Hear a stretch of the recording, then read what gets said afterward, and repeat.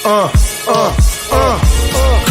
starting to get thick, it's the click, so I hope you watch your A game. Amen, no rain from the track when we unite and spit. This isn't A game, better bring your A game.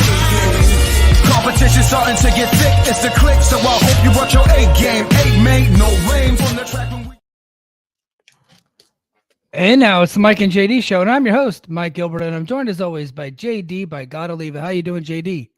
I'm all right. I'm just constantly messing with my camera. I'm never happy with anything. I'm not pleased. I mean, I worked on my background. I was working here and I adjusted something. I grabbed something to eat. And now I'm not happy with my lighting. I don't know, man. How are you? I'm good, man. Dude, I've been super busy all week. So I was, what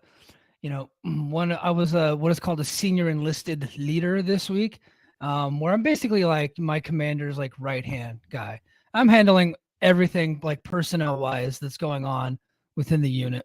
So I'm just running all over the place. And then also on top of it, on Tuesday and Wednesday, we had a training course. It's this course called Warrior's Edge. Have you ever heard of it? It's a sports psychology. No. What is that? So it's Dr. Janelle McCauley. She's retired Air Force. She was a squadron commander. Pete Carroll of the Seahawks. Bleh. And then another guy who's like, I can't remember what his name is, but he's a real famous sports psychologist. And they invented this, training program where they kind of go into, they're starting to go into military units and teach sports psychology, but they're typically going into like football teams, basketball teams, college teams. One of our teachers was a lady named Nicole Davis. She was a member of the U.S. Women's National Volleyball team. She's a two-time medalist in London and I believe Beijing, she said, but she got silver medal both times, lost to Brazil apparently, but she's a big time volleyball player. And so and then recently got her doctorate in sports psychology. So we were doing that all day on Tuesday. And then we followed up with a little bit of extra, like a half day on Wednesday. So I really lost a day and a half of work, of being able to get stuff done. And then the work just doesn't go away. You still have to get all of it done. So then I had to like speed up everything, and I was just busting my tail getting everything. I thought I was going to be late for the show tonight because it's only 5:32 p.m. here, so I got off work at almost 5 o'clock, ran straight home, ate a protein bar. I opened a little Coke Z, and now I'm ready to get on to the show. Got a visitor here. If you can see, Astro has come, decided to pop in and visit the show. Astro the Wonder Dog is here. What's up, Astro? He says, I would like a piece of cheese. And I'm sorry, bud, I cannot give that to you today. So sorry. But yeah, I just did before the show, I actually went back to grad school and I got my first 2 homework assignments turned in. So on top of moving podcast networks and starting school right now, I've decided to go back to school myself. So yeah, my next class for my master's is next week. It starts next week. So that should be fun. What are you getting your master's in? So I had my bachelor's in a degree called organizational leadership with a focus in occupational safety and health, because that's what I do by trade. Mm-hmm. But my master's, I'm doing human resources management. So just trying to, diversify my portfolio. I'm getting an MBA in that. Nice. I'm getting a thing in career technical education so I can get paid more to continue teaching in my field. And because I got hired as a teacher with 0 experience in teaching. So that was a weird year last year. So I'd like to actually, take some classes and figure out how to do the job that I have. So we'll see how that goes. Yeah, typically you go to school and then get the job, but you and I both went and got the job, and then we started doing school afterwards. Well, I got a call because I've been at DeKalb for 8 years as a wrestling coach, and then I got a call from the principal who's a friend. She's like, "Hey, so you've been in video for how long?" I said 20 years, and she's like, "Well, how would you like to teach? We have an opening, and we would rather hire you than some other guy." And I was like, "Ow!" And it turned out you can do that in the state of Illinois if you have X amount of hours in the field. So it's been great. It's been like corny to say, but it's been life-changing for the better, and I love it. So it's been cool, man. That's awesome. Man. Sometimes you get into your 40s and you go back and you find new purpose in life. And sometimes in your 40s, you find that everyone hates you at your job. Yeah. Speaking of CM Punk, he Man, that son of a bitch, he has had a hell of a couple of weeks. And then this week specifically. So I already did a video of this on the Mike and JD Show YouTube page. So please go to the Mike and JD or Mike and JD Show YouTube page and subscribe to our YouTube channel. And then if you're watching this show on YouTube, on the Voices of Wrestling Network YouTube, please hit that like button, throw in a comment, and tell us what you think about the video. And then also make sure that you're a subscriber to the Voices of Wrestling YouTube channel. Oh, and by the way, we also have a Patreon. Go to patreon.com/the Mike and JD Show, where if you like the audio of this show, it drops there first. It's ad-free. You get it early. That also comes with our show called Overtime, which we record immediately after this, usually 30 to 40 minutes of just us, JD and I riffing, and I'll tell you what the topic is this week a little bit later. Also, on top of that, Brace for Impact is back. Every single week I do Brace for Impact, and the last 2 weeks, because Impact has had their premium live events the last 2 weeks, I have done special shows. So I've done the weekly podcast, plus I've done Multiverse United 2, and then this last week I did Emergence on top of that. And then JD, you have a new show. Go ahead and tell everybody about it. Yeah. You hounded me until I finally went and did it. I recorded the first episode of the JD Oliva Project. Mike said that should be the name of your show. I said that's a good one, and I talked about All In. I didn't give I can't do like a review, like a match by match, everybody does that. But I kind of talked about the general vibes coming out of the show, and then but I talked about Stephen King's book, Dr. Sleep, that I had just finished, and kind of talked about the movie and The Shining, and that's actually the sequel book to The Shining. So that's kind of what you're gonna get on my solo show. I'm gonna talk like kind of like what I think is big picture wrestling stuff, like character storytelling, those kind of things from a literary perspective.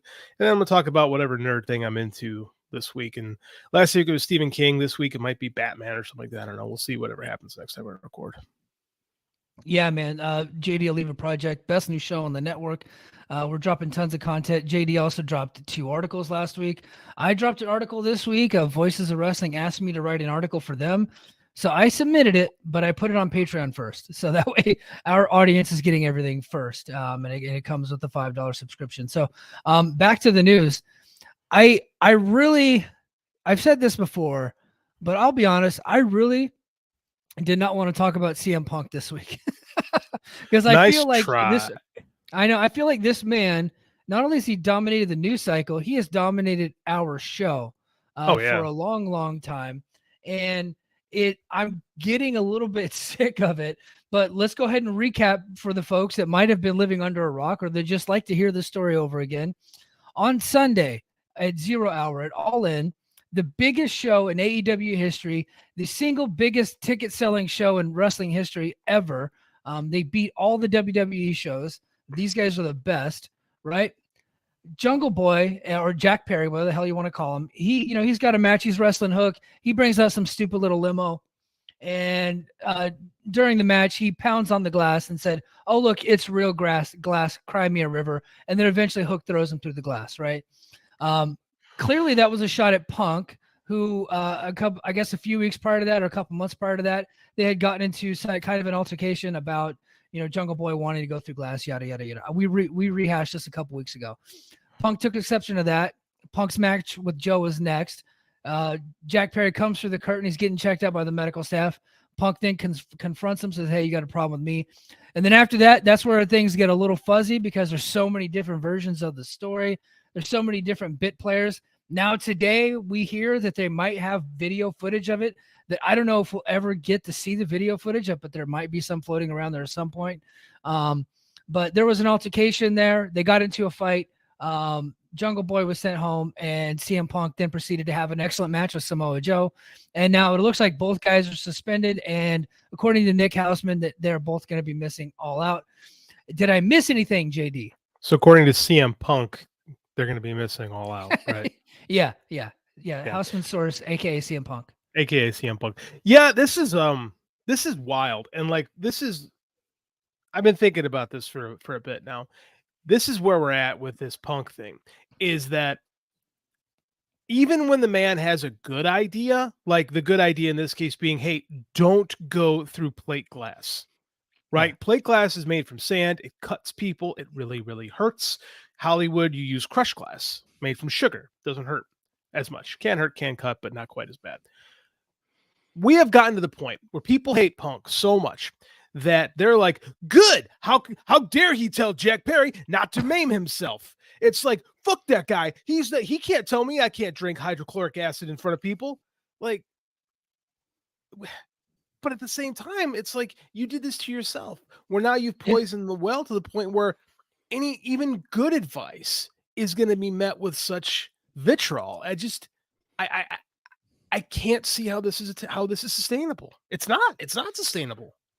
Yeah, you and I, we were never really the guys that piled onto Punk whenever brawl out happened last year. We never took his side, but I think we were sympathetic to him because we come from locker room culture where meathead idiots tend to get into fights, and that's how things are settled sometimes. So we kind of sympathized with that, and we also sympathized with the fact that maybe he wanted to reconcile and come back to work, yada yada yada. So we were never really those guys. At the same time, now it's happened again. Yeah. Okay. One time could be, hey, that's an anomaly, right? He got into one fight in the locker room. Everybody got heated. This, a lot of it is because the leadership in that company is not very good. No. Right. Communication flow is not very good. And now they have like a toxic culture with some of their top stars. And so these things happen and then it blows up, and then sometimes fights happen. They got suspended. He got stripped of the title. They brought him back. I thought that was appropriate punishment. Well, he comes back and nothing has changed. And he still thinks that he can get away with this stuff. And I know people want to take Punk's side on this. And trust me, there have been times where I wanted to take his side. Look, because Jungle Boy is a little twerp. Jungle Boy started it in this instance, right? But Jungle Boy didn't go get in Punk's face. Jungle Boy didn't do any of that stuff. What he did was be an idiot on TV, and I get that. I don't agree with what Jungle Boy did. CM Punk is not in control of what Jungle Boy does, right? CM Punk is in control of his actions, and his action or his reaction was to then go and confront the guy and then tell him, hey, I could kick your ass, right? And then all of a sudden now a fight starts, right? And that's the second instance that this has happened. So now we have a pattern, right? And he did this right in front of Tony Khan, whom he clearly doesn't have any respect for. And other than being a good human being and not being a narcissistic sociopath, why would you have any respect for him, right? Like normal people would have respect for him, but CM Punk ain't like that. He clearly has no respect for Tony Khan. If he did, he would have let Tony Khan handle the situation instead of then interjecting himself physically and starting a fight with this kid, who I think we can all agree is a little twerp. Yeah, and I agree. And I think that our space specifically, like the wrestling media space, there's so many people that are on the anti-Punk side. As you and I remember one of our first casts here, someone goes, these guys are Punk guys. And you and I both kind of laughed about it because I think we've kind of taken a middle of the road approach to all this. You and I both said from jump that everyone is acting like a child. And I still maintain that's probably where things are. That being said, what did Jack Perry do that CM Punk himself wouldn't have done at that age? Mm-hmm. Bingo. Dude, you hit the nail right on the head. And that's my biggest issue with this, is that like this is the guy that when he came to WWE in 2005, 2006, was like getting in trouble with Tony Atlas down in OVW, was like complaining about this and that. I mean, it's kind of CM Punk's thing. Like when you set yourself up as this anti-authority against the man, it's not a character, it's not a persona, it's actually him. That when you try to push yourself into these leadership positions, it's not a natural fit. Right. And it's not like everybody hates him, but like he does rub a lot of people the wrong way. And like I agree, Jack Perry was being a complete tool and probably needed someone to say something to him. Should that have been the guy right before the opening match of the biggest show in company history? Like there's a time and a place to pop somebody in the mouth, and this is not one of them. And yes, there is a time and a place to pop people in the mouth. Like if you've never, and this is the people who critique this stuff have never grown up inside locker rooms where guys will get mad at each other. Like I say, people want sports presentations in wrestling until people start acting like athletes, and then they get mad because they really don't want people. They want people to pretend to be athletes, right? Yeah. We like the pretending of the stuff. We don't actually like people with athlete mentality.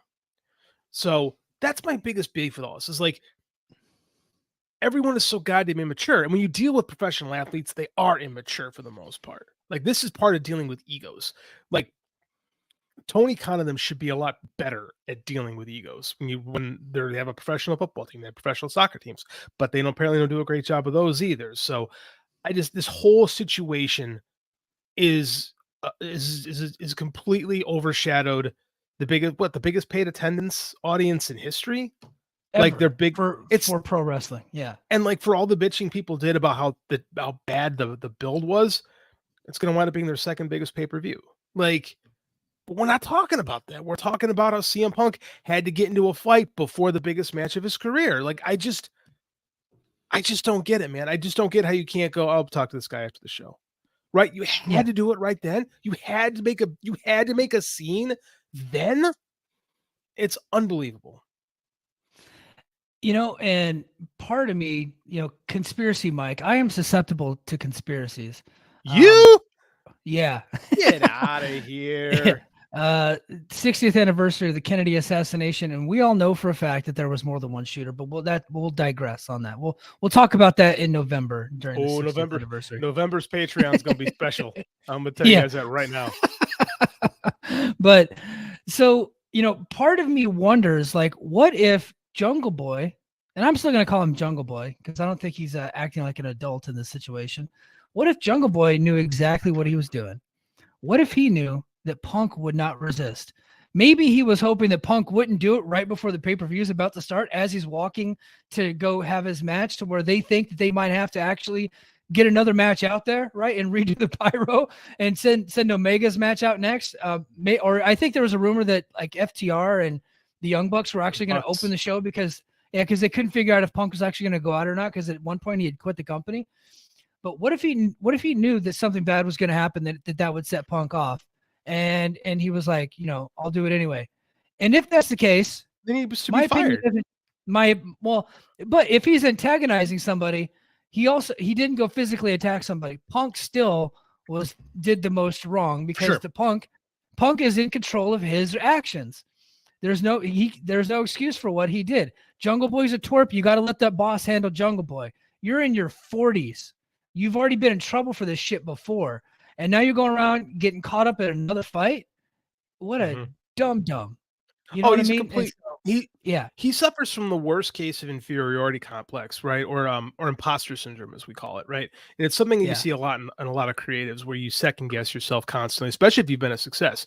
A lot of times, like, I don't know if people realize, a lot of times big egos kind of come with big cases of imposter syndrome, where you're second guessing yourself constantly, right? It's not like especially like narcissistic people too. Like, you're always worried. You think the world is against you. And I think that defines CM Punk a lot. And I'm not going to, sort of psychologically evaluate the guy, but it seems this is the stuff that we can see, right?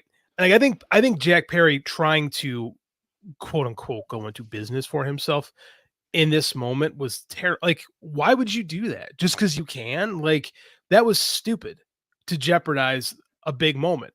And it was stupid of Punk to go fight him. And it's stupid of Tony Khan to not just sit there and man up and be a fucking leader. That's the biggest problem with all this, is this guy will not act like a leader, will not, like, you deal with young men, I deal with young men. This is what we do, is you sit these fuckers down and you say, hey man, you time to grow up. It's time to grow up and act like this, and act like we're going to do something special, instead of just being idiots. And they cannot get out of their way with this stuff. And it's frustrating as a fan, right? Because it was a pretty good show. Despite everybody shitting on it going in, it wound up being a pretty good show with a main event that was, head scratching. Well, it was a little suspect. I went through a situation recently where we had an issue with these two people, an officer and an enlisted person that had to work together, and they were just like oil and water, right? But they were afraid to. They would confront each other only at the wrong times. They were afraid to talk to each other to get to the bottom of the situation. So we had the supervisor documenting, like making notes of 6 months worth of frustration with the person that they worked with, and documenting all these things. And then finally, after 6 months, they were fed up with the behavior, right? And then so the supervisor sends the documents to me, had to write a memorandum for record detailing all this to do a counseling, right? To counsel the member. And it goes in their record, and it's called something called a quality force indicator. That's all military terminology. I'm not going to bore you guys with that. So he sends it to me to review it for him. And I can't get it. And I read the thing, and I called him up, and this was a doctor. And I go, hey, doc, if you guys would have talked about this 6 months ago, you might not have 6 months worth of issues to put onto paper. You might have cleaned this stuff up 6 months ago. I was like, why don't we all just get in a room and figure this out? We're gonna keep all this on there, but I want all of us to sit down and talk this stuff out. You need to figure out. You need to be honest with what frustrates you. We'll give the member an opportunity to say what's frustrating them. The problem is you guys are not communicating to each other, and you're not setting your expectations clearly. You're not writing it down and then making them agree to it, or not making them, but you're not giving them the opportunity to agree to those expectations. So once you have all those set out, then it's up to them to oblige by those expectations once they're agreed upon, right? Right. And this blew the guy's mind. He'd been in the military for over 20 years, and it blew his mind. Like, nobody ever told me to do that before. So I was like, cool. So we all get into a room. I just lost JD, so I'm just gonna keep talking. I think he'll be back in any minute. We all get into a room, and then we just hash this shit out. We just figured it out.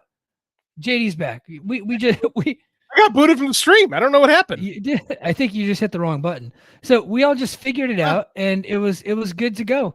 And now they can't be happier. They're not best friends. They ain't never gonna be. But everybody's operating at a high level. That's the thing, is human optimum. When you go to work with people, you don't have to like them. Right? Like, I don't love everybody that teaches in my building. I avoid a lot of people because, like, I don't want to talk to them. But that's fine. Like, we're there to get a job done. Right. And I think that especially with this company, because the vibe was so long, like, it was like Jim Cornette called it all friends wrestling. Yeah. Right. And then that's been the idea of what this place is. But that's not real life. And I think that the idea, you can't get these people in a room right now. Right. They won't do it. Like, now you're talking to lawyers. Like, from what we've heard, is Punk has tried supposedly to get into a room at this point, and the lawyers are like, no, we're not going to do that. So, I mean, now you've let stuff fester. And I don't know how it can be solved at the moment. I really don't. It might not be able to be fixed. No, because problems don't get better if you avoid them. They just don't. You have to deal with them. And Tony Khan has to deal with the problem. And according to reports, obviously we don't know the man. According to the reports, he has not done that clearly. And the problems are just getting worse. And the problems all center around one person. It's CM Punk. Other people in the promotion have had issues, right? They've squashed them. I think Swerve and Ricky Starks had a fight. Ricky Starks had a fist fight. Yeah. Andrade and Sammy Guevara, right? They also got into an issue. So there's been other stuff that's happened, but for whatever reason, there's a lot of these other problems that persist. They never get better. They linger, and they center around Punk. And one of the things Punk is doing that is not helpful to his coworkers, is not helpful to his boss or to his promotion, is he continues to put every fucking gripe and bitch and moan issue that he has out there, and he's using his surrogates in the media to get those out. And it's not helping. And if you guys want to say that Jungle Boy started it, that's okay. Jungle Boy should not have done what he done on TV. But it was CM Punk that leaked that story to the media, or at least one of his friends did. And he knew about it. I guarantee he knew about it. And so Jungle Boy clearly didn't want to confront the situation, because when you confront CM Punk, you already know what happens. He's going to try to fight you. So he went passive aggressive and showed ass on television, hoping that maybe, let's just say that he hoped that Punk would not make the same mistake twice, and clearly doesn't know Punk. And he ended up making the same mistake twice and then got into another fight. Well, that's the thing, is like, when you try to get a reaction and you get that reaction, you can't act surprised. No. Right. And it wasn't even a good line. Cry me a river. Like, that's not even funny. Like, if you're going to risk everything to do something like that, at least, like, try to be funny. But I guess it's asking Jack Perry to show some charisma. So, that doesn't ever happen. Yeah. Yeah.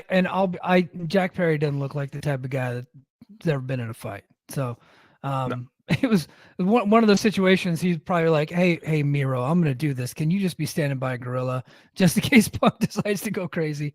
But that's supposedly that whole thing is just a gag. Like they were just joking around. That's the thing too. Is like there's such layers of bullshit. Because again, you're dealing with wrestlers. You're not friends with any of them. Let's like if you're listening to this, the odds of you actually being a friend of a professional wrestler are slim. Like we've all had conversations with these guys. Like they're working. Like they're lying professionally for money. So I mean, like, oh, well, they were gonna fight. Well, no, actually, they weren't gonna fight. Actually, Brody King broke his hand. Well, actually, it was in a match. I mean, like, who knows? Like, Yeah. I'll tell you who does know Tony Khan. The fight happened right in front of him. Hey, my light just died. Oh, the dog just Man, unplugged you're my having light. a night. I'm having a night. Stand by. Continue. Yeah, so there was a story going around that there was a confrontation between CM Punk and Miro afterwards, and that Miro challenged him and Punk back down. Turns out, at least I don't know who knows who's lying, who knows who's telling the truth, but word now has surfaced that whole thing was just a gag. I don't know what to believe in that situation. It's possible that it was a gag. It's possible it's not. There's also word out there that Brody King punched a wall and broke his hand, but then it also came back that he kicked a trash can. So who the hell knows what to believe? It's very difficult to get the truth out of liars, and professional wrestlers are in a carny business and they lie for a living. But this whole thing just reeks of bullshit for this company because they just had the greatest week in the history of their promotion. And the only thing people are talking about is the drama and the chaos that's surrounding it. And that's just an unfortunate thing, but it all starts at the top. Tony Khan's got to do something about it. And I think I know what that answer is. And I don't think I think a lot of people listening to this might like it and some people won't. I think the only thing that they could do right now is to cut bait with CM Punk. I talked about it earlier in the week on the Mike and JD show, YouTube. I did a video for that. And I just don't know how this situation gets any better as long as this guy is in the promotion. And then the question becomes, do you just fire him outright? Okay. Or do you just ice him and continue to pay him, even though he's likely the highest paid guy in the company? My thoughts are you do a settlement, you get rid of the guy, you just wash your hands of him. You just get a clean break with him, because you don't want him and his bullshit lingering in the company for a long period of time. And people are going to say, well, wouldn't you be worried if WWE got him? If I'm Tony Khan, I'd be happy if WWE got him, because he would know exactly what they're about to deal with. And I'll be honest, if CM Punk got released, I don't think the WWE would pick him up after all this. WWE for a long time was miserable. We heard story after story and issue after issue with people getting mad because they're stuck in catering. They can't get on TV. Vince and Triple H like their favorites and yada, yada, yada. Well, then they released a ton of people. And then a lot of people ended up over in AEW. Tony Khan just couldn't resist. And I don't blame him. A lot of great talents came over. But now you're seeing what happens when you bring in all those people. There's a reason why some of them got released. Some of them continue to be problems. CM Punk wasn't one of those people that got released in the pandemic. He's released before. But there's a reason why he was gone from WWE. There's a reason why Malachi Black was gone. There's a reason why Buddy Murphy got released. A reason why Andrade got released. Keith Lee's a different story. I think there's a health issue with Keith Lee. But you're starting to see a reason why a lot of these people got released, and now they're all in your promotion. And now your promotion is just riddled with drama all the time. He's going to have to do something about it. And I think firing someone's ass sends a message, right? I don't think icing him is the way to do it, because you're just going to cost yourself money. I get it. He's a billionaire, but like JD said last week, AEW doesn't have an unlimited amount of resources. The Khan family does, but not AEW. They actually have a budget. So I think you reach a settlement with CM Punk, and then if you got some other pains in the asses, you let them go too, because I don't think WWE's picking up a bunch of people right now either. No, they're in the process of trying to get a merger done, so they're not going to be spending, and they're probably going to be cutting in the next few months when this merger is finished. So Sorry, as you can see, I have a completely different lighting setup now. As Mike can tell you, I spent an hour beforehand trying to get this thing right, and then this freaking ring light breaks in the middle of the freaking show. So, excuse me. Anyways, Yeah. like you and I have gone back and forth on this. I have been a fan of how Tony Khan has decided to handle his roster and not releasing people. I've said, I think icing them is probably the better idea. Then you get them away. The problem is then everybody learns that they can kind of walk all over you. Yeah. Right. And I'll get paid. I'll just sit at home. And so fucking, you got to be like, so fucking what if a guy shows up on Triple H's TV and starts singing praises? Like, make a statement. You have to make a statement at some point. Like, this has gone on for too many times. Didn't we hear Andrade's in pissing off people again for some reason? Right? Wasn't that a story a couple weeks ago? Watch Collision this week and see if he has any promotional material. Watch it. Yeah. I doubt it. No, I mean, like, especially they're bringing Roosh back, so it's like Tony Khan seems to be a real nice guy, and I'm not saying you cannot be a nice guy and run a business. I'm saying you have to be a tough guy at some point. You have to lay the law down, and as a coach, I try to be a real nice guy to my kids. Like, I love them, right? You got to show the people that you care about love, but you got to show them tough love, and I don't think we get the tough part enough, right? Yeah, he's not a tough guy, Tony Khan, but he can actually sit there and make a statement and just go, okay, you know what? You're done. Goodbye. You're done. We don't need this. You know anymore. who he needs? You know who he needs to hire to come in and run shop? You suggested Bill earlier in the Watts. week, Bill Watts. You know who could be the modern day Bill Watts? Who's that? His name is Coach Doug Peterson. He is the head coach of the Jacksonville Jaguars. Oh, yes. Yeah. And he just cut his own son from the team. His own son, a backup tight end, was not living up to the deal, was not living up to expectations. His ass unemployment line, or he might be on the practice squad, but he cut his own son. That's the type of grit you need in your locker room sometimes. You don't have to be a total asshole all the time, right? But if somebody's is constantly a problem, you're doing more harm than good by continually to let them get away with it by bringing them back all the time. And this isn't just pro wrestling. This is true of any professional organization. If you got somebody that's creating a toxic environment, a toxic culture around them, then you need to cut bait. If they're doing more harm than good, you got to cut bait. I don't know how much money he brings in versus how much money you would lose if you were to keep CM Punk in. I don't have those metrics, so I don't know what it's worth to Tony Khan, like why he feels it's so important to keep bringing him back. Obviously, he feels like it's financially worth it, but at some point, it's no longer going to be. And look, we're going to get into the All Out card eventually, but it's time to go. Sorry, CM Punk, you got to roll. No, I agree, and I would never. 3 months ago, I never thought I would have been on this part of the conversation, but it's just not working, right? It seems like he's lost the whole locker room, and not the whole locker room because there's guys. I mean, clearly, Brody King's willing to break his hand over it, but I mean, like, it's just it's unsustainable at this point.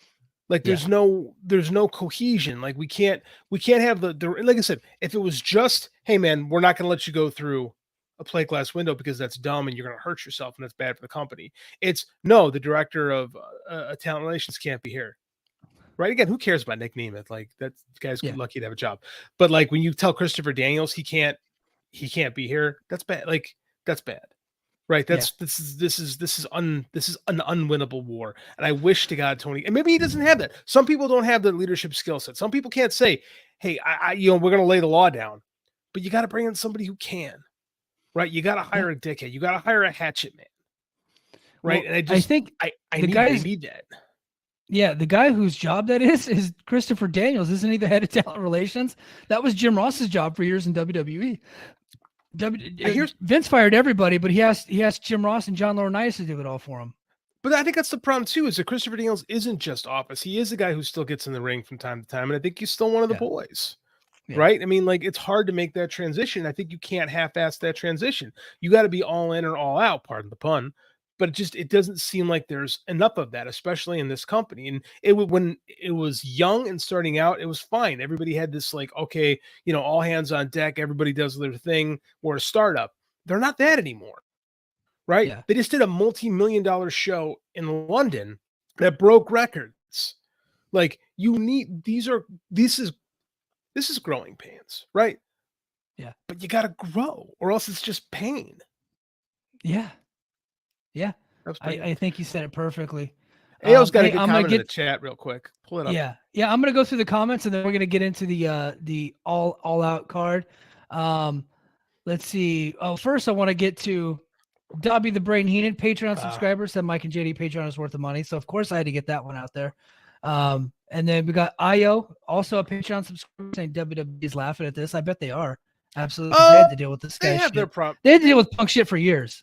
But not just that, but Finn Balor just got into a fight with, was it Sami Zayn recently? Like, this is wrestling, Did he? man. These things happen. I think it was something like that. Like, there was a fight backstage at WWE recently.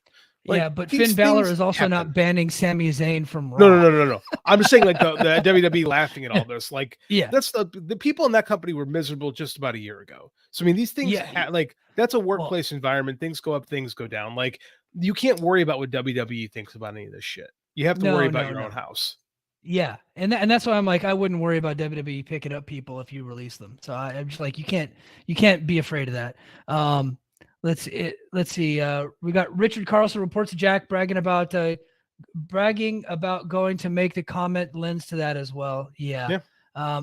Io Tony equals Easy E. I wouldn't go that far yet because Eric Bischoff was wholly incompetent and never did the numbers that, comparatively speaking, that AEW is doing.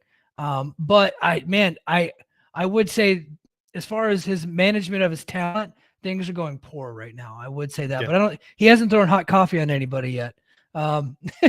Richard Carlson says they think it's 1981 still. And then One Take Jones says the biggest show of all time, and everyone's talking about their biggest star. How is that a negative? I don't think their biggest star is going to be around forever, and he's not going to be on the pay-per-view this Sunday, so that's not helpful at all. If you can't have your biggest star in his hometown where you have 4 shows, how is that helping anything? And believe me, you and I are, like I said before, you and I have been more neutral on this Punk thing than anybody else has been. And if we're saying it's time to go, it might be time to go. Yeah. And then Io, does Warner Media have a say with Punk? I think that's a very interesting comment. That is the question. That's what I wanted you to pull up. I don't know. With David Zaslav is also not a very good leader. If you're following what's going on in the WGA SAG strikes right now, he has made multiple comments about how Warner Media is saving money because of the strike.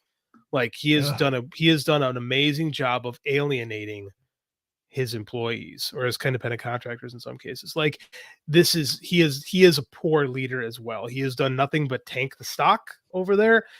When Punk bragged about the one bill film, like, is that really the guy that you want to be quoting? Like,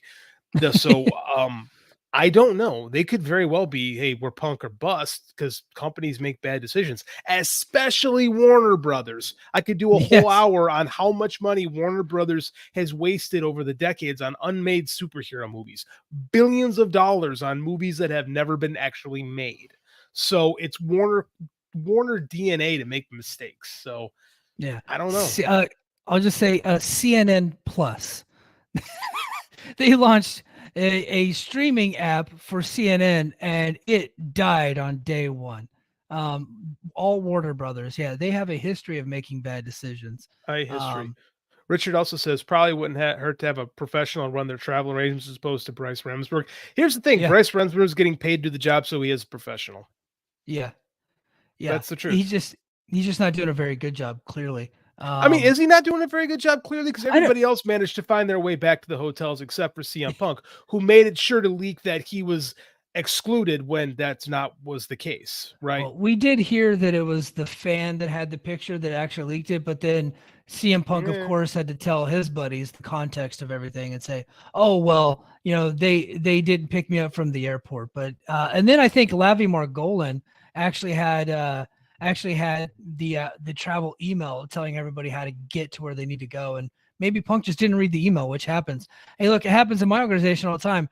My airmen don't read half the shit I send them. So I have to send them the email. We have a group chat on WhatsApp. I send the information in the chat, and then I go and I talk to them in person just to make sure they got all the important information. So, but you know what? A rest in peace, Bob Ryder, a legendary travel arrangement guy in the history of professional wrestling. So they need to get their own version of Bob Ryder. That is a difficult job to do. For sure. And I went on a rant on our old network about a month ago over issues I was having with our travel department here. That is a difficult job to do, and people can be assholes.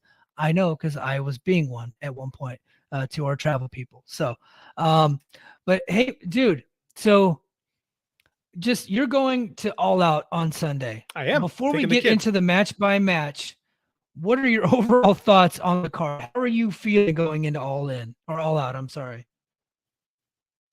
I love WCW for pluses and minuses, and that's a lot of what this company is. And that's kind of what I wanted. I wanted a new WCW, and I got it. Careful what you wish for. I feel like I'm going to see the Clash of the Champions. Yeah.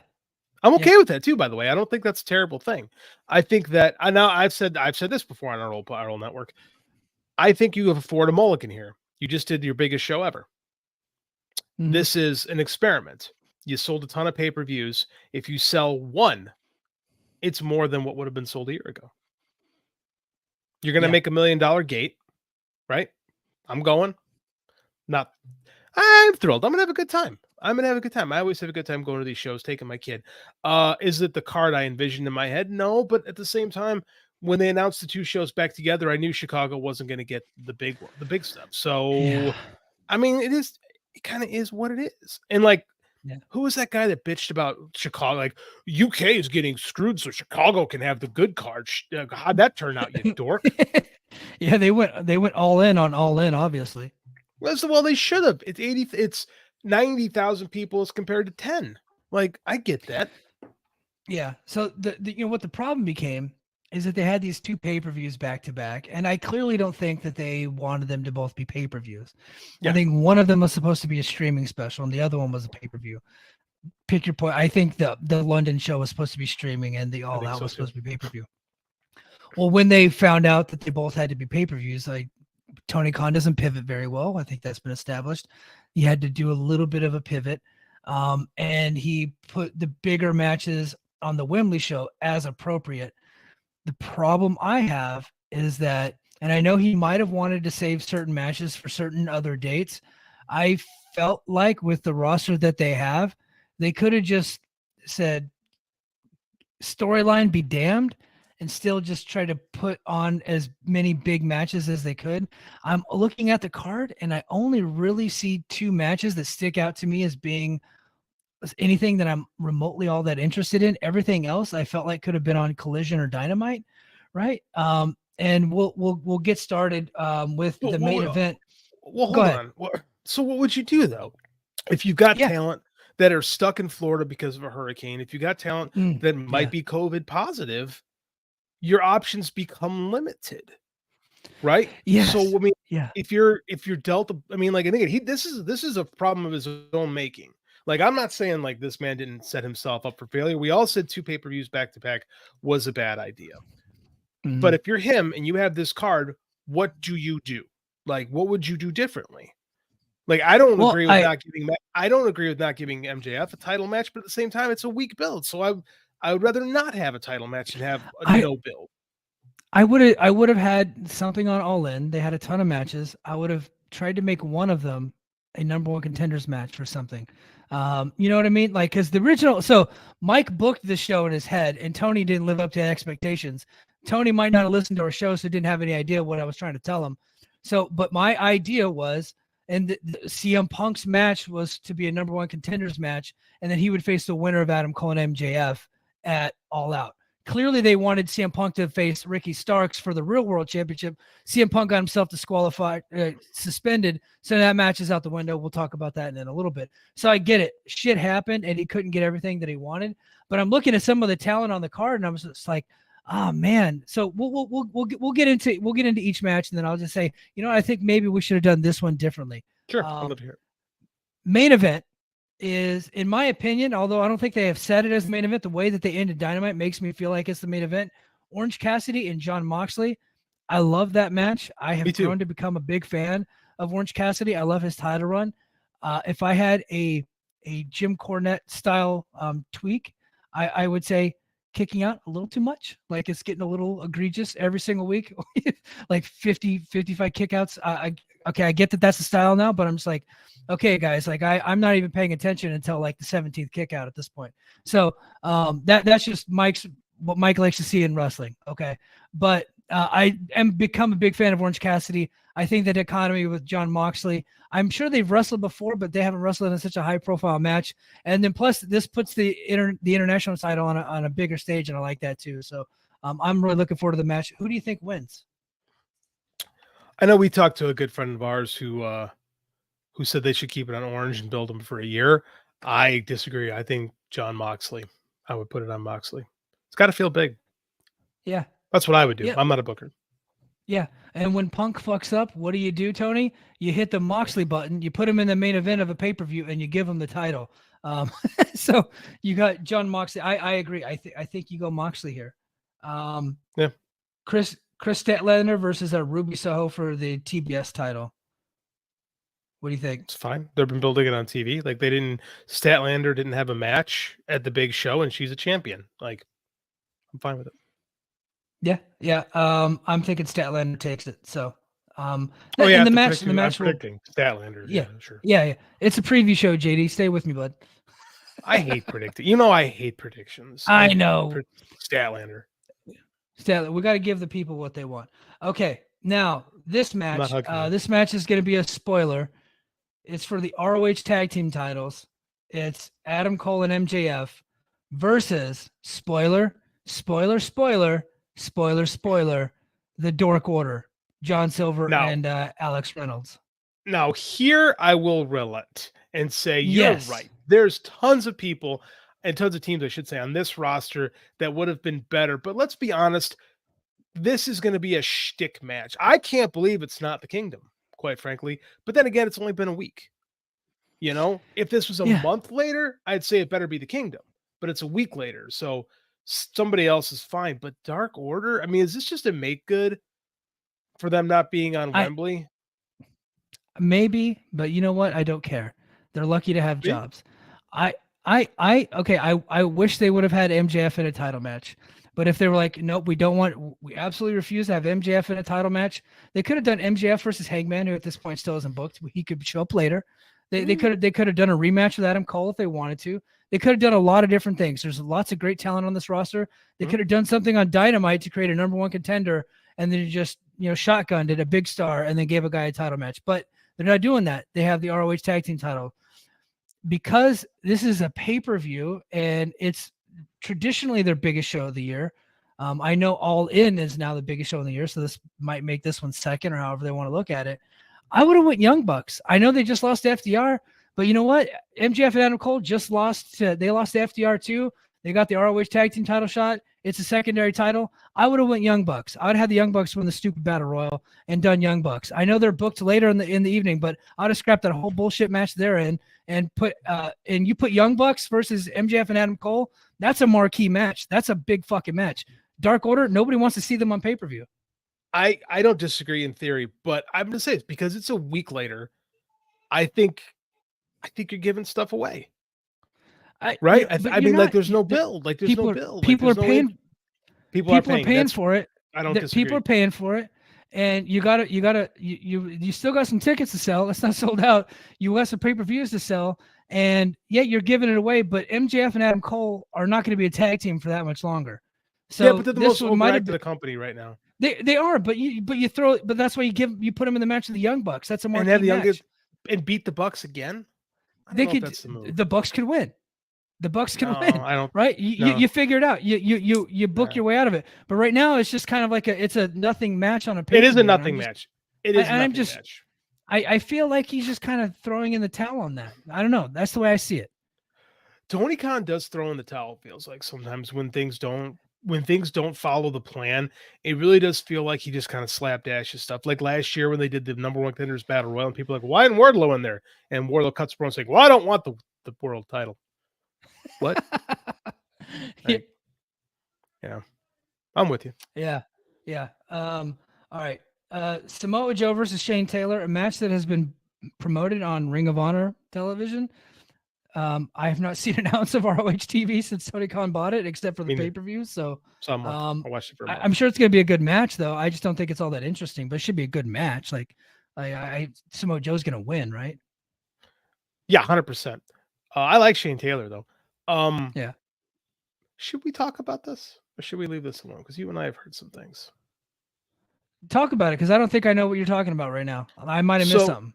we heard a rumor that this match, and this is a rumor, so this could be completely unfounded, that this match has been made to light a fire underneath the butt of Shane Taylor's former tag team partner. Oh, okay. Keith Lee. Story we have heard. Well, So I hope that it does that. So I don't know if there's truth to that, but that is the story we have heard, and it's a ballsy move to do that on a pay-per-view. But this is kind of playing off like an ROH pay-per-view anyway. So I don't know. Maybe it's the way to go. I don't know. Yeah, I'm sure the match will be fine.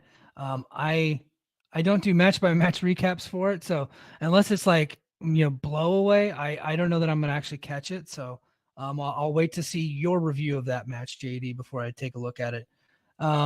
Next up, we got Bullet Club Gold versus FTR and the Young Bucks in an 8-man tag. I personally hate 8-man tags, but it could be very good.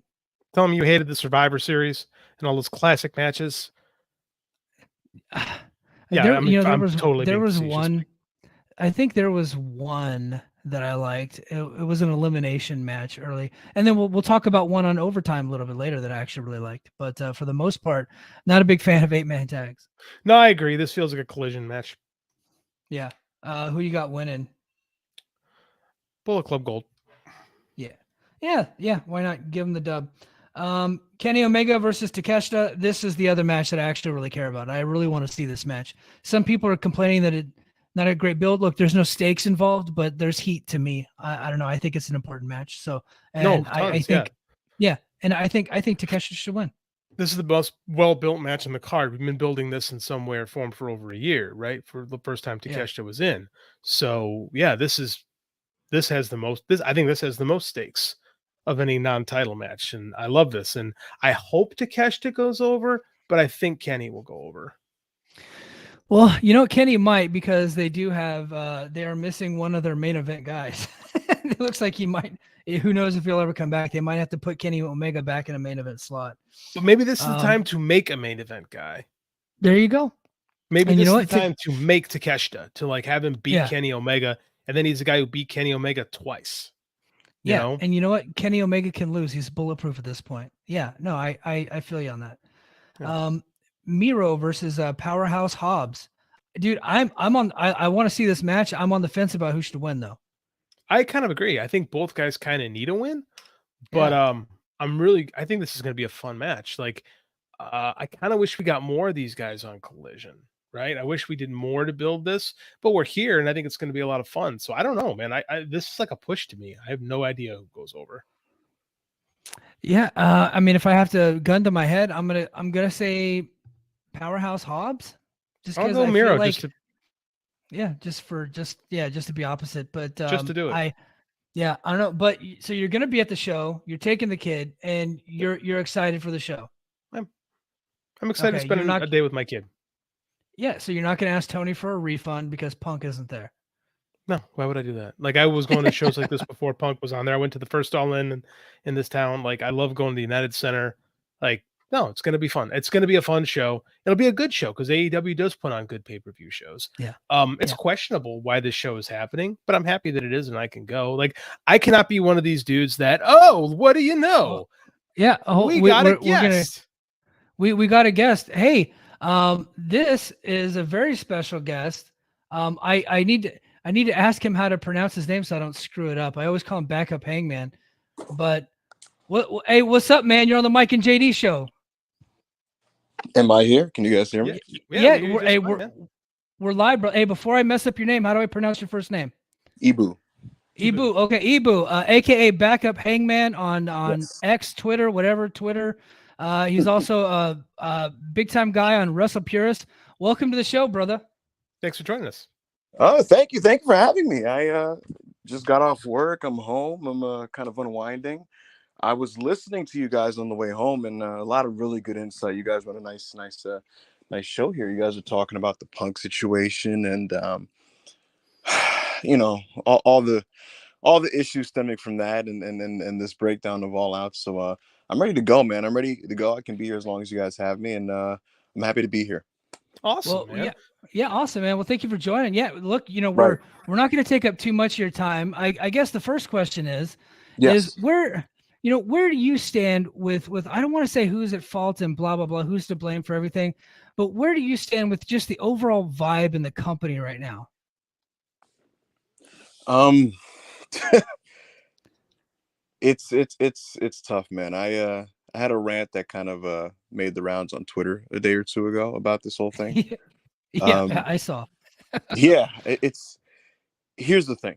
I said this on my show 2 Mondays ago, and that's that there's one core situation here that is at least on a tangential level causing most of the related problems happening, and that's the CM Punk and Elite issue, their beef. The bottom line is until that gets solved, it's just going to create another string of issues. And quite frankly, because it's not going to get solved and because there's no efforts on a managerial level to um, facilitate, to set up a meeting, to then maybe, I don't know, rectify some of these problems are just going to continue to persist. CM Punk's not going to get fired for this, guys. This Jungle Boy situation, he's not getting fired for it. He will be back. I don't know when. Could be All Out. You know, Yeah. genuinely could be. He could come back at All Out. He could come back in a few weeks. But the bottom line is he's not getting fired for it. He's going to stay, right? So I'll ask you guys a question. As far as we know, aren't the pay-per-view shows where Collision and Dynamite guys are all there under the same roof? Because that's how they've been doing it so far. Yeah. And it's just one of those things where you know what the cycle is. You know what the cycle is. Someone says something. Punk sees a passive aggressive tweet somebody makes. He takes exception to it. He keeps it. He files it in his brain.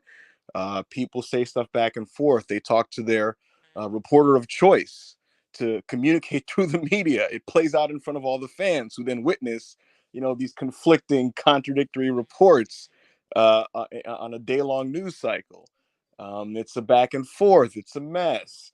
And then the next time that these guys are all under the same roof, CM Punk, because he's not somebody who's going to let these things, fly by him, is going to confront these people, and then a situation is going to happen, and that's just how it is. And it's going to continue that way because the way I look at it, guys, is just CM Punk is who he is. His opposition, so to speak, are who they are, and this is how the company this is the environment that the company allowed to exist, and so it's just going to persist until action is taken to change the culture from that standpoint. And at the top, Tony Khan has a personal affinity for CM Punk. He loves Phil. He loves him as a person, and he loves him as a performer. And you're going to tell me that doesn't play a part in how, I don't know, how this situation is played out? Of course it has. Quite frankly, I said this on my show as well. The reason why the CM Punk and AEW relationship has sustained even past all these controversies and even past the fact that there are many talents that are not fond of Phil and would rather he not be there. The reason why it's kind of powered through that is because CM Punk and Tony Khan are thick as thieves, and because of that, it's like that other shit surrounding doesn't matter. You know what I mean? So, yeah, do you Yes. not buy the Wade Keller report that came out earlier this week that maybe there was a rift in that relationship? Rift, no. The blow up probably happened 100%. Okay. Tony Khan is thicker skinned than maybe some people would imagine. Would not surprise me if CM Punk screamed at him and said, things along the lines of "I hate this place and this is a mess and get this shit together" and so on and so forth. Probably happened. But knowing what I know of Tony Khan, right? His reaction to this. I'm sorry, my other phone is buzzing. It's all good, It's probably coming through on stream. I'm so sorry. Yeah.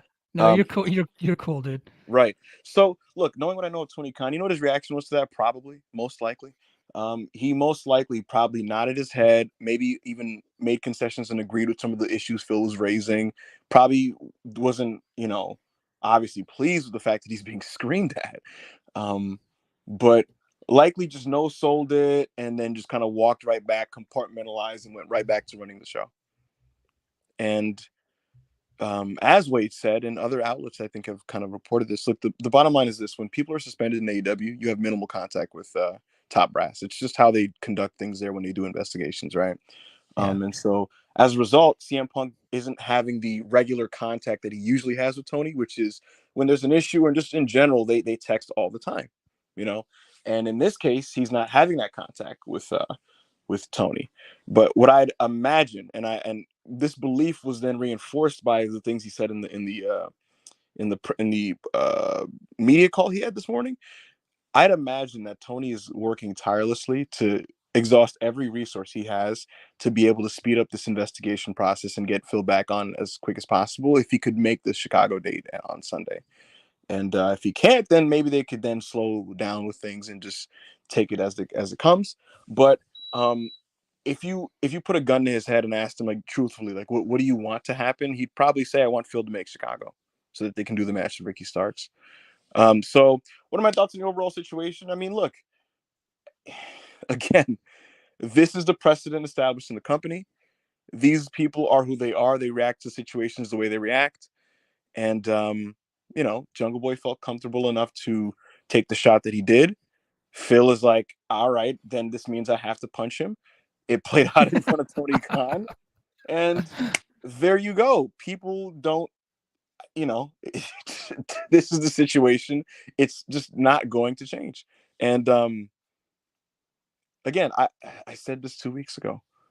Until at its absolute core, the core issue is rectified, this is just going to continue to repeat. And it's not. Again, another thing. I can tell you guys this. There were overtures made and efforts made to organize a CM Punk Elite meeting a few weeks ago. And it briefly seemed like that was going to happen, but ultimately it did not. And at this point in time, I don't think it is just going to happen. And this is obviously a source of frustration for CM Punk. And this is not me. Here's where I start. Like, I'm just going to make this clear now. From here on, I am now interpreting and speculating based off not, information I have in front of me, right? That is definitely the reality that he will not be able to work those top stars. Absolutely contributes to mounting frustrations that are causing him to lash out in other ways like the Hangman shot after the Collision episode, right? Or whatever other thing, like Jungle Boy fighting Jungle Boy. So this is just the situation we have in front of us. If you ask me, JD and Mike, it appears like the wrestling business aspect of wrestling makes CM Punk deeply unhappy. And if he can't have the top programs that you would think he should have on paper, I don't know what the point is in being there, especially since he's already kind of made the enemies he's made, and that's just not going to change. And he's going to be who he is. I don't really understand the long-term. I don't see what the long-term future is for this relationship. That's what it sounds like. Like, this sounds like a complete disaster. Like, you've got a bunch of people who don't want to work with you. Like, we were talking to our friend, earlier today, and he compared it to like a breakup or a divorce that just kind of gets dragged out longer and longer, and it makes people more and more bitter until the very end. And that's what it feels like as a fan that we're watching. Is I'm a Chicago guy, man. I want to see CM Punk in this company. I think the company is better with him in it. But I just hate the fact that we have to have this conversation every week. Like, we're an hour into our show, and that's literally the only thing that we've talked about. And it's like, it's so played out, but at the same time, it's the number one driving narrative in this whole business right now. And I don't see, unless Tony Khan really puts the foot down and says, look, we got to fix this. This is unhealthy. And I don't know if he thinks it is unhealthy, quite frankly. He seems to play up these things when he has these media calls, like, sometimes people don't like each other. It's not bad for a product. And like, I don't get it. I don't get where he's coming from on this stuff. It's funny when he would first say that type of thing. I didn't really disagree. I was like, yeah, it's wrestling. People don't like each other. Everybody has some type of small, you know, ticky tack issue with the next guy. They all talk shit about each other. They all bury each other to some degree to other people. That's just the wrestling business. And so when Tony would say these things, especially preceding All Out last year, he said this to Dave Meltzer literally right before, this happened. And my thought was like, yeah, I mean, it's wrestling. That just, it is what it is, right? But now that we've seen how that manifests itself into just negative publicity and just untenable situations now within his own company, um, I, it, I'm on the other side of the fence now. I'm not saying it has to be kumbaya and that they have to hold hands and it has to be 2019, where everybody's just like the best of buddies. At least, that's how it appeared. But again, and maybe on some level, maybe somebody like a CM Punk would watch this and say, do you think it's fair that these guys can just freeze me out and box me out because of A, B, and C? But the bottom line is, look, it's the EVP's company. It's Tony's company. And, he played in their sandbox until he could no longer, for a multitude of reasons, some of which he contributed to. And so this is just the situation that it is. And So, yeah, what's up? no, I'm sorry. I didn't mean to interrupt you. I just a quick question. Yes. And JD, you can weigh in on this too as soon as that train leaves your leaves your neighborhood. Sorry, JD had to mute his microphone because the train's going by. Hey, so do we think that maybe Punk doesn't respect Tony Khan's ability to handle these situations? Is that the reason why he feels the need to handle them himself? Because this, Jungle Boy, Jungle Boy is not like he's not like a jobber, right? He's not an opening curtain guy. He's a relatively known star in the company. He's a day one guy. He's, people really like this kid. But at the same time, he's also not like a main event player. Why would a guy like CM Punk even feel the need to mess with a guy like Jungle Boy? Why wouldn't he be like, hey, Tony Khan, you need to get this little shit in line? You know what I mean? Like, why would he even go and confront this kid? Yeah. If you were to ask anybody from CM Punk's camp or people close to him or him himself, he would tell you that he's made attempts to kind of voice his concerns about these types of things, and that to him it wasn't properly handled. And so, yeah, if your question about does he feel like he has to take this upon himself, he 100% does. So yeah, he definitely. If you were to ask him, like, did you just not think that someone was going to punish Jack Perry? He'd probably say no, they wouldn't. Yeah. I spoke to people close with CM Punk about these types of things, and that's the sentiment, and it goes back all the way back to, what he believes is the first big shot, which is, as you guys would know, it's from his standpoint, it's the Hangman Page thing in the promo. And so again, these are circular conversations. These are the things we're touching on here. These are issues that existed a year ago. And the thing that I keep going back to is just, this is untenable. This is not sustainable. Punk is going to come back. And likely what they're going to decide is, all right, we'll stop booking Jack Perry for the Saturday tapings. Right? Okay. And then he does some collisions. And it'll be fine and quiet for a few weeks. And then what? A pay-per-view happens. Everybody's in the same roof again. He'll probably try to find an elite member to talk to them, to force his way through a meeting. It still just won't happen. And like I said, a Dark Order member is going to like a negative Punk tweet and he'll see it. Or like what? It sounds funny, but this is how this shit goes. Fucking, I don't know. Nakazawa is gonna just like tweet like, "What a fraud," and he'll find that. That's how it is. So I wish I could get Tony in a room and be like, what's the long-term vision here? I think one of the other unfortunate things about this is, for me as a fan, right? I actually don't really give a shit if wrestlers are beefing with each other behind the scenes, as long as like my on-screen product is good. Me neither. Same. I agree. Yep. But this has affected the quality of AEW's product, even if indirectly, because The idea was Collision is going to be the best of the Punk vortex of AEW, and Dynamite would be the best of everything else. And you'd get, you know, the different mixes in their full unfiltered form, and it'd be great. And we saw flashes of this. I mean, there's been some Collision episodes that I think have been excellent. But ultimately, broadly speaking, when I think about it and just how I feel when I watch the TV, I don't feel like I'm getting the best of both worlds. I feel like I'm getting diminishing returns of AEW's product. I agree. I think the last couple of weeks of TV have not been great on either side. No, Right? Collision by its own existence has to be the better show, because why is it there? Right? It has to like go above and beyond, because it will never get the Dynamite ratings, and it has to be, just to justify its existence, it has to go above and beyond. And I feel like we rotate through the same 7-8 wrestlers every week doing different things. Whereas Dynamite, it feels like both products are stuck in the mud, like you say, this, and it's all stemming from this toxicity, and it just, we're stuck. What do we do? that's what I'm saying. And so it's Yeah.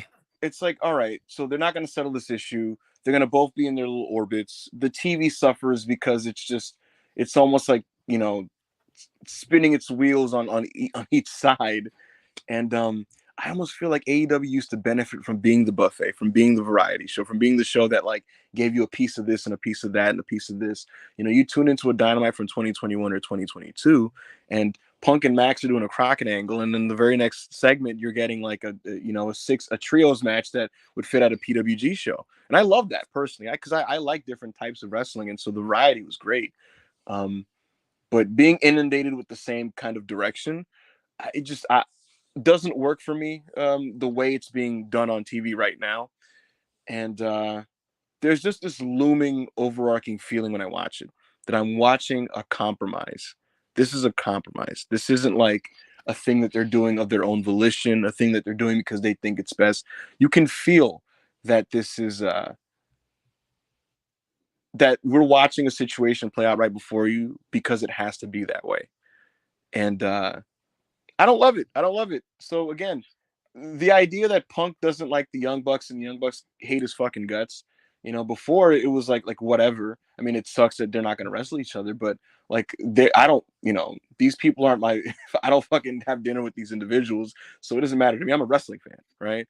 But now it is affecting these products, and that's where it's like, all right, like what are we doing here? You know, the shows are worse, and it's a mess backstage, and I didn't even get into the fact of how you know, talent are feeling about this, because I spoke to top level talent in AEW after the situation, and people within the promotion, and it wasn't even the I think the saddest thing was it wasn't even like a pure sentiment of like fuck Phil or fuck Jack Perry. It was more like fuck this, that this happened. You know, we just did when Sean's reporting on this was dead on, in that like the big feeling was just like, man, we just did Wembley and this is what we're talking about, you know. And they pointed the blame in like every direction. That was the feeling like of like, yeah, the culture is why this happened this way. Yeah, Jack Perry was wrong for his shot. Oh man, why did Phil overreact and feel the need to fight him? All these things were feelings expressed to me concurrently, you know. So it's a shame. So it feels like when you're a kid and you go visit a buddy's house and his parents are getting a divorce and everything is all awkward and you can't, but you're too young to really kind of process this. All you know is that something feels off.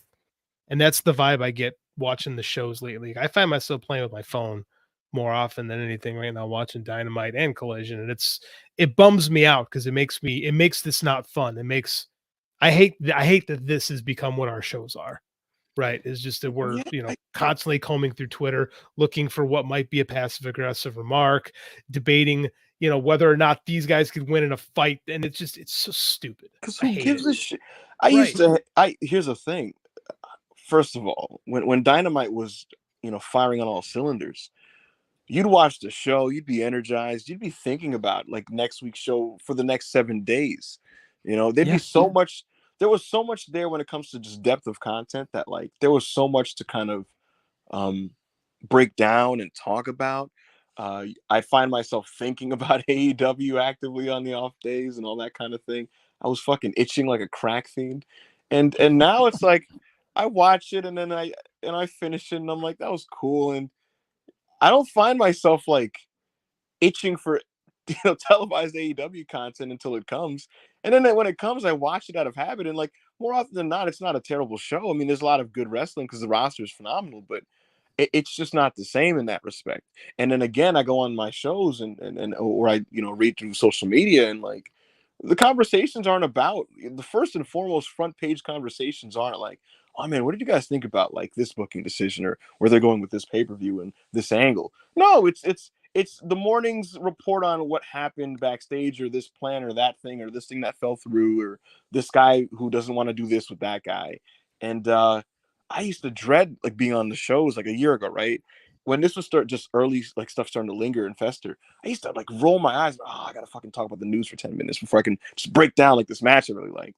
And now that's all the shit it's about. Everybody's show is just about the bullshit before the TV. And it's like I gotta talk about that exhausting conversation. Then I gotta talk about a show that didn't really move me that much. So yeah, I hate to be a downer, but that's just kind of that's just kind of where I'm at with it right now. That's reality. When we had our Yeah. Impact show, like I would go out of my way to try to work in some AEW talk back then because the shows were so interesting and there was so much cool stuff going on from Right. a wrestling and from a storytelling aspect. And now that it's like 1997, and it's not the good part about 1987. Yeah, Eva spitting truths. Yeah, I agree with that. Appreciate that. Yeah, I got a good question, and I will say this is Sure. a good question. Considering that you have contacts within the Punk camp and you seem to be friendly with some of the people that he knows, is having a Twitter name of Backup Hangman the best idea considering all the stuff that's going on in AEW? I don't give a shit. I have expressed to the Punk. Like, here's the thing about it, right? So here's a misconception, and I'll happily point it out here because I'd imagine maybe even people of your guys' audience might think this, but me having so-called contacts with the Punk camp, so to speak, right? That does not mean that I co-sign all the views of CM Punk in his camp, nor does it mean that CM Punk's beefs are my beefs. I don't know Mr. Stephen Waltz. I don't know Nick and Matt Jackson. I don't know Kenny Omega. So why would I personally have a problem personally with these individuals? I think the Elite are excellent wrestlers, and Hangman Page is half of my namesake because when I made my wrestling Twitter account 2.5 years ago, Hangman Page is one of the best wrestling baby faces in the fucking world. And so that's kind of where that came from. And no, this was never brought up. And I have expressed to this camp that I think the Elite are great wrestlers, and it's not a problem because it shouldn't be a problem because I'm a grown man and I'm allowed to enjoy any wrestler that I want. You damn right, and I was just busting balls. I just No. You were. Here's the thing. You were, but Yeah. I saw the opportunity to just kind of Yeah. put that out there, because I do see that though. I do see people assume that when you come into contact with various camps or this or that, because this is such a polarizing issue, right? Yeah. Everything has to be so segmented and like, oh man, he talks to these people, that means this, or he talks to them and that means that. He's a big fan of this guy, so that means he feels this way. And in some cases, for maybe the freakazoids on social media, it's that way. A lot of the hardcore CM Punk superfans automatically have to be these Cornette adjacent maniacs that hate the Elite or hate this or hate that. CM Punk is my favorite active wrestler from a fan perspective. That doesn't mean that I have to now, just assume every CM Punk based opinion or this and that. So that's kind of the thing with that. No, it's awesome, and I'm glad that you clarified that because I have seen some of that stuff online, and I'm just like, Ibu sounds like he's just like a normal dude. Like I don't think he's taking sides one way or the other. You just happen to have a lot of information on one of the sides. I swear to God, it's so funny. I am. The other thing is because of this, I think people let out their Punk-based frustrations at me specifically. And I'm like, oh my God.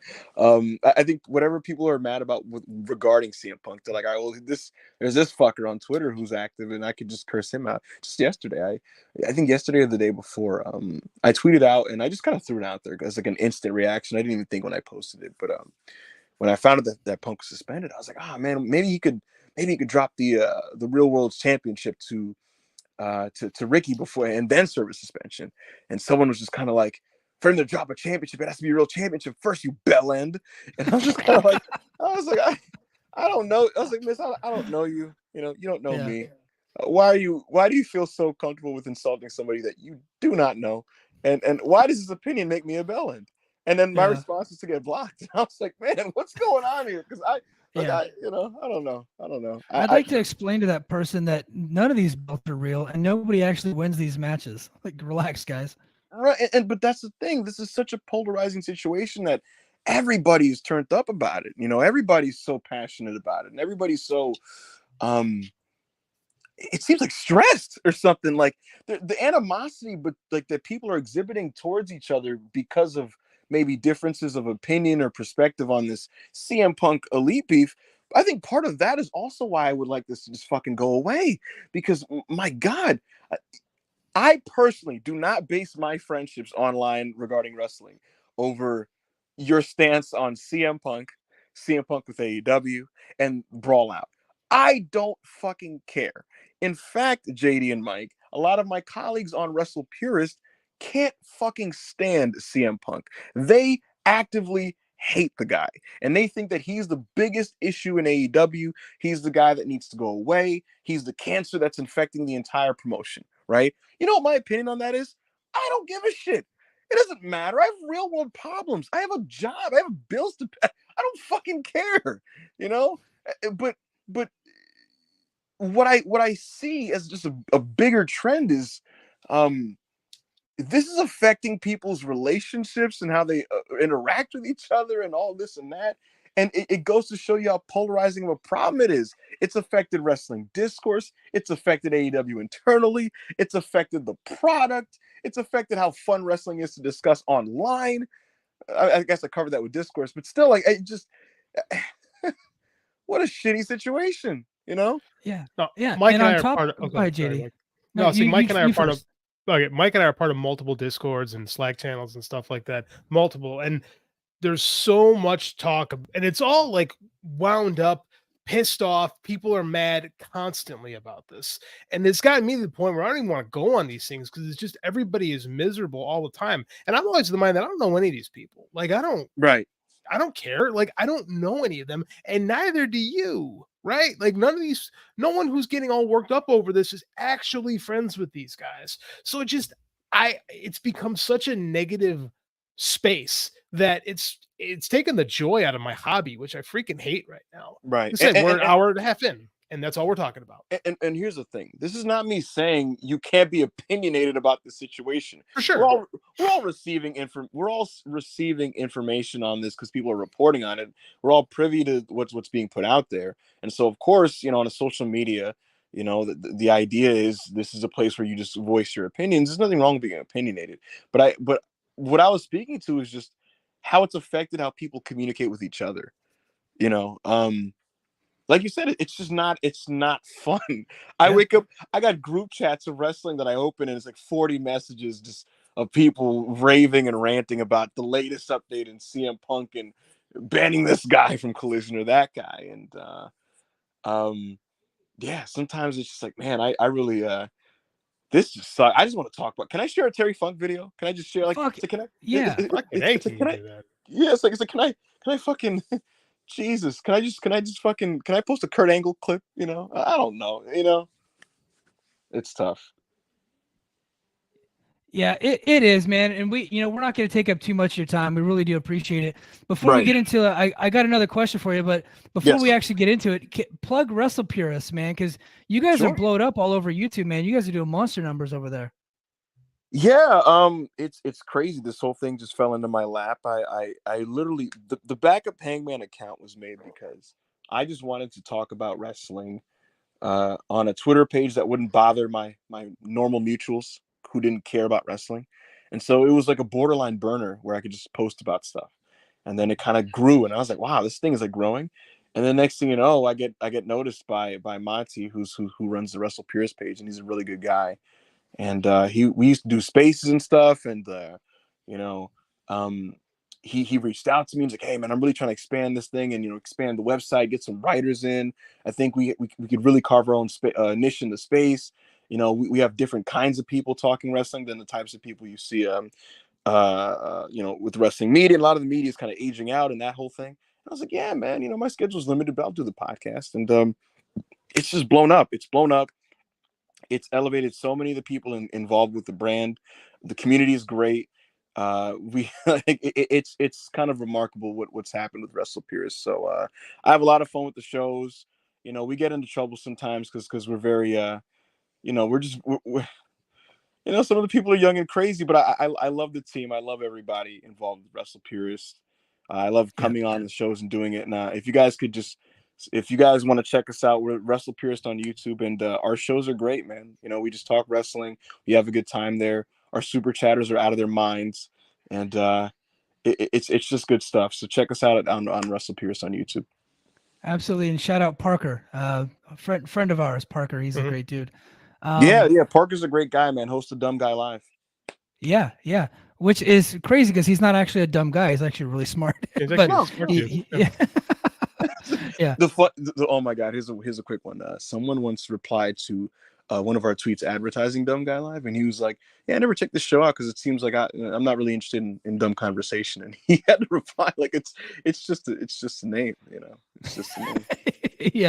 yeah. I got one last question for you. Right. So we started this show. The original show was called Brace for Impact, and it was an Impact Wrestling podcast. That's a great name. Thank you. And it still exists. Go to patreon.com/the Mike and JD Show. That show still exists, but it has turned into the Mike and JD Show for the most part now. But while we had that podcast, you were put up on trial for liking some of the matches that were happening in Impact. Is that correct? You remember this? Dude, that's how I first discovered you, bro. I had an Impact podcast. So if I would see somebody complimenting Impact, I would take notice, and then all of a sudden you got put on the trial of your life on Twitter. Yeah. I think Daniel Garcia was involved with that. How did that go? How did that come about, and how did that end up? Yeah, I committed the mortal sin of enjoying a match from Impact. It was a trying time in my life. I was confused. Just, you know, was in a weird headspace. Started to watch some more Impact. Liked what I saw, and decided to voice it, which is one of the bigger crimes you can make on wrestling Twitter. And you know, the powers that be, the judicial powers that ran wrestling Twitter, decided to put me on trial. And I'd like to say that legally I was cleared of all charges. It was a tough fight. Garcia didn't help my case at all. He thought I was guilty. But I made it out. I made it out in one piece, and I'm glad for it. I'm happy for it. I'm sobered up now. But yeah, there was a time when I was live tweeting some Impact, and that was an interesting period in my life. Yeah. Yeah. So if Will Ospreay wrestles Speedball at Bound for Glory in October, are you going to get put back on trial? Because that match sounds fucking awesome if it happens. I think that the public respects Will Ospreay's wrestling ability enough to give me a pass on that one. Okay, I would hope so. I would hope so. Right. JD, you got any more questions for Ibu, man? This has been a lot of fun. It has been a lot of fun. I'm glad you're able to join us tonight. This is a crazy time, and like I said, I hate that we have to do this, but I'm really glad you were able to come on with us and just talk about the situation from a different perspective. Because I think we hear in our circles, we hear so much from the other side that I think it's nice just to have different voice.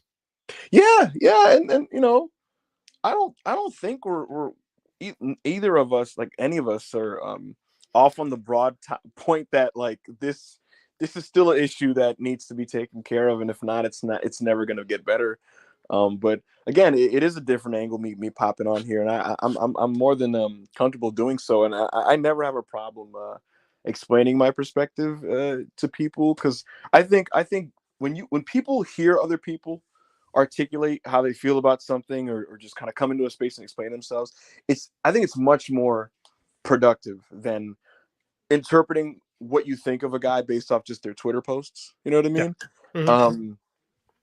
And so, yeah, you know, I'm just a normal, innocuous guy who, you know, this is just where I'm at with all this stuff. So I'm glad you guys gave me the platform to voice those perspectives and opinions and explain myself. And I had a lot of fun here. So thank you. No, Well, thank open you. invite, man. Thank you. And congrats on all the success with the Twitter Right. account and with Russell Purist. You guys are killing Right. it over there. And you're a friend of the show now. You're welcome anytime, brother. Thank you so much for being on. Appreciate you guys. Thank you guys so much. Follow me at Backup Hangman. And I might swing by another time or two. Thank you guys so much. Appreciate it. Thank you. Absolutely. Take Appreciate care. it. All right. All right, guys, that was Ibu of Russell Purist. Thank you to all the people that Ibu brought in watching us live. Yeah, definitely We appreciate really that. do appreciate it. I actually had a couple more stories to talk about, but we went way over time. JD and I have to get to overtime with Mike and JD. So if you want to check that out, head over to patreon.com/the Mike and JD show. Thank you to Ibu. Make sure you like this video, comment on this video, and subscribe to the Voices of Wrestling YouTube channel. And also head over to the Mike and JD Show YouTube account, where we're going to be clipping a lot of this stuff. Brace for Impact is there, and all of the other stuff that we're doing outside of the Voices of Wrestling Network will be on our YouTube channel. So thanks again, everybody, and until next week, mahalo.